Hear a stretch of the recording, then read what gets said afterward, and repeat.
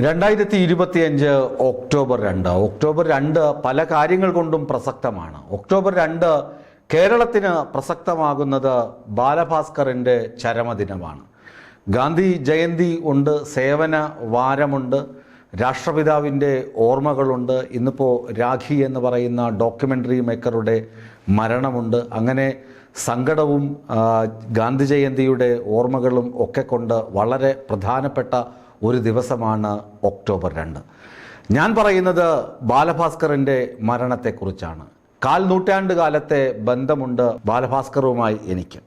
കാൽ നൂറ്റാണ്ട് കാലത്തെ ഏത് തരത്തിലുള്ള ബന്ധമെന്ന് ചോദിച്ചു കഴിഞ്ഞാൽ ആത്മബന്ധമുള്ള സൗഹൃദമായിരുന്നു ബാലഭാസ്കറുമൊത്ത് എനിക്കുണ്ടായിരുന്നത്. അതുകൊണ്ട് തന്നെ ബാലഭാസ്കറിൻ്റെ 7 വർഷം, ബാലഭാസ്കർ ഇല്ലാത്ത 7 വർഷം എന്ന് പറയുമ്പോൾ വളരെ വലിയ സങ്കടകരമായ ഒരു വിടവ് തന്നെ ഉണ്ട് ആ മരണവുമായി ബന്ധപ്പെട്ട് നോക്കുമ്പോൾ. പക്ഷേ ഇന്ന് ഈ വാർത്ത അവതരിപ്പിക്കുമ്പോൾ ഒരു അനുസ്മരണ പ്രഭാഷണം നടത്തുകയല്ലല്ലോ ഉദ്ദേശം.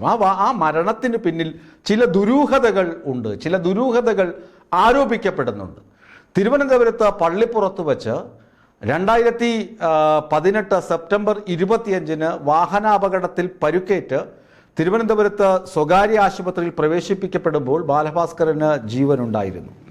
അദ്ദേഹത്തിൻ്റെ പരുക്കുകൾ അത്ര സാരമായ പരുക്കുകളല്ലെന്ന് ആദ്യമേ തന്നെ ഡോക്ടർമാർ പറഞ്ഞിരുന്നു. അദ്ദേഹത്തിന് ബോധം ഉണ്ടായിരുന്നു. പിന്നീട് അദ്ദേഹത്തിന് ഹൃദയാഘാതം ഉണ്ടാകുന്നു, മരണപ്പെടുന്നു. ഹൃദയാഘാതമാണ് മരണകാരണമെന്ന് പോസ്റ്റ്മോർട്ടം റിപ്പോർട്ട്. ഇത് എങ്ങനെയാണ് സംഭവിക്കുന്നത്? ഈ അപകടം എങ്ങനെ സംഭവിക്കുന്നു? അപകടത്തെ തുടർന്ന് അപ്പോൾ തന്നെ അദ്ദേഹത്തിൻ്റെ മകൾ 2 വയസ്സുകാരിയായ തേജസ്വിനി ബാല മരണപ്പെടുന്നു.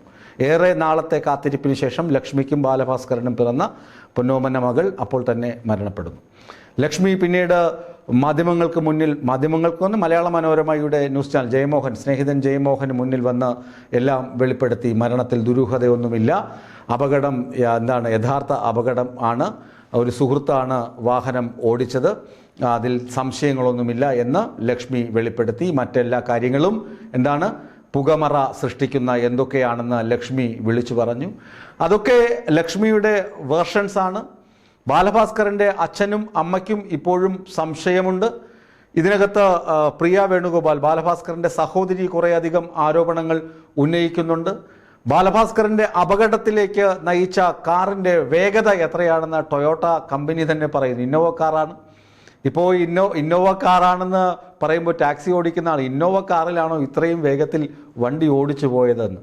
തൃശ്ശൂരിൽ വടക്കുംനാഥ ക്ഷേത്രത്തിൽ പ്രത്യേക പൂജയ്ക്ക് പോകുമ്പോൾ ലക്ഷ്മി പങ്കെടുക്കുന്നില്ല. നിർണായകമായ പൂജ എന്ന് പറയുമ്പോൾ ഭാര്യ ലക്ഷ്മി ക്ഷേത്രത്തിനകത്ത് കയറാൻ പറ്റാത്ത ശാരീരിക അവസ്ഥയിലായിരുന്നു എന്ന് പറയുന്നു. പകരം ലത എന്ന മറ്റൊരു സ്ത്രീയാണ് കുഞ്ഞിനെയും കൊണ്ട് അമ്പലത്തിൽ കയറുന്നത്. എന്നിട്ട് അന്ന് അവിടെ തങ്ങുമെന്ന് പറയുന്ന ബാലഭാസ്കർ പെട്ടെന്നൊരു ഫോൺ കോൾ വന്ന വളരെ ധൃതിയിൽ കാറ് പാഞ്ഞു പോകാൻ പറയുന്നു. കൊല്ലത്ത് എത്തുമ്പോൾ ജ്യൂസ് കടയിൽ കയറുന്ന ബാലഭാസ്കറിനെ CCTV ദൃശ്യങ്ങളിൽ കാണുന്നു. ആ ജ്യൂസ് കടക്കാരനോട് പിറ്റേ ദിവസം ബാലഭാസ്കറിൻ്റെ സുഹൃത്തുക്കളൊക്കെ ബാലഭാസ്കറിൻ്റെ മരണത്തിന് ശേഷം അവിടെ തിരക്കിയിരുന്നു. എങ്ങനെയായിരുന്നു ബാലു? വളരെ കാമൻ കോയറ്റ്, ഒരു ടെൻഷനുമില്ല, വളരെ സന്തോഷത്തിൽ. ബാലഭാസ്കർ വളരെ സന്തോഷത്തിൽ, വളരെ കാമൻ കോയറ്റായിട്ടാണ് അവിടെ നിന്ന് അദ്ദേഹം ജ്യൂസ് കുടിക്കുന്നത്. സഹായി അർജുൻ അവിടെ ഇറങ്ങി ജ്യൂസ് കുടിക്കുന്നുണ്ട്. ലക്ഷ്മി കാറിൽ നിന്ന് ഇറങ്ങുന്നില്ല. ജ്യൂസ് കുടിച്ചിട്ട് അവിടെ നിന്ന് പള്ളിപ്പുറത്ത് എത്തുമ്പോൾ എന്താണ് സംഭവിച്ചത്? എന്ത് മറിമായമാണ് സംഭവിച്ചത്? ഡ്രൈവർ ഉറങ്ങിപ്പോയോ? ഡ്രൈവറിൻ്റെ അലസമായ ഡ്രൈവിംഗ് ആണ് കാരണമെങ്കിൽ ഡ്രൈവറെ ചോദ്യം ചെയ്യണ്ടേ, കസ്റ്റഡിയിലെടുക്കണ്ടേ? ലോക്കൽ പോലീസ് അന്വേഷിച്ചു, ക്രൈംബ്രാഞ്ച് അന്വേഷിച്ചു, CBI 1ഉം 2ഉം ടീമുകളൊക്കെ അന്വേഷിച്ചു. ഇടയിലെപ്പോഴോ വന്ന DRI, കസ്റ്റംസ്, DRIയുടെ അന്വേഷണത്തിലാണ് സംഗതിയൊക്കെ തെളിഞ്ഞു വന്നത്. ബാലഭാസ്കറിന് ഒപ്പമുണ്ടായിരുന്ന ചിലർ സ്വർണ്ണക്കള്ളക്കടത്ത് കേസിൽ പിടിയിലാകുന്നു. വിഷ്ണു സോമസുന്ദരവും തമ്പിയുമൊക്കെ സ്വർണ്ണക്കള്ളക്കടത്ത് കേസിൽ പിടിയിലാകുന്നു. ബാലഭാസ്കറിൻ്റെ സന്തത സഹചാരികളായിരുന്നു ഇവർ. അപ്പോഴാണ് ബാലഭാസ്കറിൻ്റെ ഒപ്പം നിന്നിട്ട് ഇവർ ബാലഭാസ്കറിനെ മറയാക്കി സ്വർണം കടത്തിയിരുന്നു എന്ന സംശയം വരുന്നത്. അപ്പോഴാണ് ബാലഭാസ്കറിൻ്റെ വീട്ടുകാർ ആദ്യം പ്രകടിപ്പിച്ച സംശയം ബലപ്പെടുന്നത്. അവിടെ മുതലാണ് കേസിൻ്റെ അകവും പുറവും ദുരൂഹതകൾ കൊണ്ട് നിറയുന്നത്.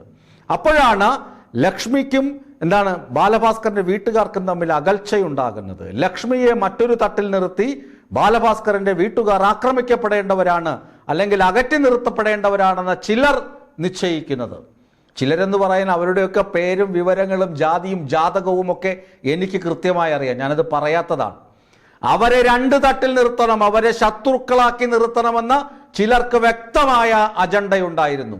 ആ അജണ്ടയുടെ ഭാഗമായി അവരെ തമ്മിൽ അടുപ്പിച്ച് നിർത്തിക്കൊണ്ടേയിരിക്കുന്നു. അവർ അടുത്തു കഴിഞ്ഞാൽ ഇവരുടെ അജണ്ടകൾ പൊളിയും. ഇവർക്ക് പിന്നെ മുതലെടുക്കാൻ കഴിയില്ല, ഈ ചില ആളുകൾക്ക് മുതലെടുക്കാൻ കഴിയില്ല. ആ വൃദ്ധ മാതാപിതാക്കളെ കണ്ണീര് കുടിപ്പിച്ചില്ലെങ്കിൽ ഇവർക്ക് മുതലെടുക്കാൻ കഴിയില്ല. അങ്ങനെ ചില ആളുകൾ ഇങ്ങനെ ഇവരെ തമ്മിലടിപ്പിക്കാൻ ഇങ്ങനെ മുന്നിട്ടിറങ്ങിയിട്ടുണ്ട്. അതുകൊണ്ടാണ് ലക്ഷ്മി ഒരു തട്ടിൽ, ലക്ഷ്മി പക്ഷം, ബാലുവിൻ്റെ അച്ഛനും അമ്മയും മറുപക്ഷത്ത് അവരിങ്ങനെ ഫൈറ്റ് ചെയ്യുന്നു. അവർ പറയുന്നിടത്ത് ന്യായമുണ്ട്. ബാലുവിനെ കുടുക്കിയതാണ് ഒടുക്കിയതാണ് എന്ന് പറയുന്ന അവരുടെ പക്ഷത്ത് ന്യായമുണ്ട് എന്ന് അവസാനം വരെ ഞാൻ പറയുന്നത് അതുകൊണ്ട് തന്നെയാണ്. കാരണം ബാലു ഇത്ര വേഗത്തിൽ വണ്ടിയെടുത്ത് പോകില്ല. ബാലുവിൻ്റെ ഭാര്യയ്ക്ക് ശാരീരികമായ ചില പ്രശ്നങ്ങൾ ഉണ്ടായിരുന്നു. അവർക്ക് വാഹനത്തിൻ്റെ മുൻ സീറ്റിലിരുന്ന് മാത്രമേ യാത്ര ചെയ്യാൻ കഴിയുകയുള്ളൂ. അത് അവരുടെ ആരോഗ്യ പ്രശ്നങ്ങൾ കാരണം. അല്ലെങ്കിൽ നമ്മളിപ്പോൾ പലരും പറയുന്നു എന്തുകൊണ്ട് ലക്ഷ്മി മുന്നിലിരുന്നു പുറകിലിരുന്നു, ഇവിടെ കുഞ്ഞിനെയും കൊണ്ട് മുന്നിലിരുന്നത് ക്ഷണിച്ചു വരുത്തിയ അപകടമല്ലേ? അതൊക്കെ ചുമ്മാ. ലക്ഷ്മിക്ക് ശാരീരികമായ പ്രശ്നങ്ങൾ ഉണ്ടായിരുന്നു, അതുകൊണ്ട് ആണ് ലക്ഷ്മി മുന്നിലിരുന്നത്. സ്വാഭാവികമായും ചിലപ്പോൾ ഒരു പക്ഷേ ലക്ഷ്മി മയങ്ങിപ്പോയിട്ടുണ്ടാകാം, കയ്യിലിരുന്ന കുഞ്ഞും മയങ്ങിപ്പോയിട്ടുണ്ടാകാം. പക്ഷേ ഒരു അശ്രദ്ധ അവിടെ ലക്ഷ്മിയെ ബാധിച്ചിരുന്നു. അവിടെ ക്രിമിനൽ കേസിൽ പ്രതി, ATM റോബറി കേസിൽ പ്രതി ചേർക്കപ്പെട്ട അർജുൻ, കഞ്ചാവ് കേസിൽ പ്രതി ചേർക്കപ്പെട്ട അർജുൻ, ഒരു ക്രിമിനൽ ബുദ്ധിയുള്ള അർജുൻ, അയാളാണ് വാഹനം ഓടിക്കുന്നത്. എത്ര ചങ്ങാത്തമുണ്ടെങ്കിലും അയാളുടെ ബാക്ക്ഗ്രൗണ്ട് അല്പം മോശമാണെന്ന ഒരു ചിന്ത ആ സ്ത്രീ മനസ്സിൽ ഉണ്ടാകണമായിരുന്നു. ബാലഭാസ്കറിന്റെ ചങ്ങാതിയാണ്, ചങ്കാണ്, ബ്രോയാണ്, വിഷ്ണു സോമസുന്ദരം എന്ന വ്യക്തി കൊണ്ട് കൊടുത്ത ആളാണ്, ലത ചേച്ചിയുടെ സഹോദരൻ നാരായണന്റെ മകനാണ് എന്നൊക്കെ ആയിക്കൊള്ളട്ടെ ലക്ഷ്മി. അവൻ ക്രിമിനൽ പശ്ചാത്തലമുള്ള ആളാണ്. 16 വർഷം നോറ്റുണ്ടായ കുട്ടിയാണ്, ഒരുപാട് ചികിത്സകൾ നടത്തിയുണ്ടായ കുട്ടിയാണ്, തൻ്റെ മടിയിൽ ഇരിക്കുന്നത് എന്നൊരു ബോധം ഉണ്ടായിരുന്നുവെങ്കിൽ ഒരു ശ്രദ്ധ ഉണ്ടാകുമായിരുന്നു. പതിയെ പോടാ എന്ന് പറയണമായിരുന്നു. ആ അശ്രദ്ധ ലക്ഷ്മിക്കുണ്ടായിരുന്നു. ആ അശ്രദ്ധയുടെ ഫലമാണ് കാറിന്റെ വേഗത. 1. 2, എന്തിനായിരുന്നു ഈ തിടുക്കം? അക്ഷയ് വർമ്മയുടെ സിനിമയുടെ ഡബ്ബിങ് എന്നാണ് ഒരു കഥ. അക്ഷയ് വർമ്മയുടെ സിനിമയിലാണ് ബാലഭാസ്കറിനൊപ്പം ഞാൻ പാട്ട് എഴുതിയത്. അക്ഷയ് വർമ്മയെ എനിക്ക് നേരിട്ടറിയാം. ആ സിനിമയുടെ വർക്കൊക്കെ കഴിഞ്ഞു. ആ സിനിമയ്ക്ക് വേണ്ടി ഒന്നുമല്ല ഈ വലിയ വേഗത്തിൽ പോയത്. ഈ വലിയ വേഗത്തിൽ പോയി ആ സിനിമയ്ക്ക് വേണ്ടി ഒന്നും ചെയ്യാനുണ്ടായിരുന്നില്ല. 5 ദിവസം 10 ദിവസം കഴിഞ്ഞിട്ട് ഞാൻ നിന്റെ സിനിമയിൽ വർക്ക് ചെയ്യുന്നു എന്ന് പറഞ്ഞു കഴിഞ്ഞാൽ അത് കേൾക്കുന്നവനാണ് അക്ഷയ് വർമ്മ. അക്ഷയ് വർമ്മ എന്ന സംവിധായകൻ ബാലഭാസ്കറുമായി അത്രയധികം അടുപ്പമുള്ള വ്യക്തിയാണ്. അതുകൊണ്ട് ആ സിനിമയുടെ വർക്കിന് വേണ്ടി ഒന്നുമല്ല പോയത്. ഇനി വേറെ ചില ആളുകളുണ്ട് അവിടെ, ബാലഭാസ്കറിനെ കാത്തിരുന്ന വ്യക്തികൾ. ആ വ്യക്തികൾക്ക് വേണ്ടി തന്നെയാണ് പോയത്. അത് DRI ഒക്കെ കണ്ടെത്തിയിട്ടുണ്ട്. അവർക്കറിയാം ഇതൊക്കെ കൃത്യമായി അറിയാം. ആരാണ് ഇത് ഓപ്പറേറ്റ് ചെയ്തത്, ആരാണ് വിളിച്ചു വരുത്തിയത്, ആ സമയത്ത് വിദേശത്ത് ഉണ്ടായിരുന്നത് ആരാണ്, കൃത്യമായി അറിയാം ആളുകൾക്ക് ആരാണ് വിദേശത്തുണ്ടായിരുന്നത്. ബാലഭാസ്കർ മരിച്ചതിന് ശേഷം ഇത്രയധികം വിദേശയാത്ര ഇവർ നടത്തിയത് എന്തിനാണ് എന്നൊക്കെ DRIക്ക് കൃത്യമായി അറിയാം. പക്ഷെ ബാലഭാസ്കറിന്റെ അക്കൗണ്ട് ട്രാൻസാക്ഷനിലോ ബാലഭാസ്കറിന്റെ ഫോൺ കോളുകളിലോ യാതൊരു ദുരൂഹതയുമില്ല. ബാലഭാസ്കറിന് ഇവരുമായി യാതൊരു ബന്ധവുമില്ല. പക്ഷേ ഇവർ ബാലഭാസ്കറിനെ മറയാക്കി ചെയ്തിരുന്നു, കള്ളക്കടത്ത് ചെയ്തിരുന്നു എന്ന് DRIക്ക് തെളിഞ്ഞിട്ടുണ്ട്. അതുകൊണ്ട് ബാലഭാസ്കർ ഉണ്ടെങ്കിൽ ഇവർക്കൊന്നും ചിലത് ചെയ്യാൻ പറ്റില്ല. ബാലഭാസ്കറിന്റെ അസാന്നിധ്യത്തിൽ പോലും ബാലഭാസ്കറിനെ മറയാക്കി ബാലഭാസ്കറിന്റെ പ്രിയപത്നിയെയും ബാലഭാസ്കറിന്റെ പ്രിയപ്പെട്ട അച്ഛനും അമ്മയെയും 2 തട്ടിൽ നിർത്തി കച്ചവടവും കുതികാല് വെട്ടും നടത്തുന്ന ചില കപട ചങ്ങാതിമാര് എന്തു പറയാൻ, അവരെ നോക്കി പുച്ഛം മാത്രം എന്ന് പറഞ്ഞുകൊണ്ട് നിർത്തട്ടെ. പ്രിയപ്പെട്ട ബാലഭാസ്കറിന് ഒരിക്കൽ കൂടി സ്നേഹാദരവ് അർപ്പിക്കട്ടെ. പ്രിയപ്പെട്ട ചങ്ങാതി, നിന്റെ ആത്മാവിന് നീതി ലഭിക്കുമെന്ന് ഞാൻ ആത്മാർത്ഥമായി ആഗ്രഹിക്കുന്നു.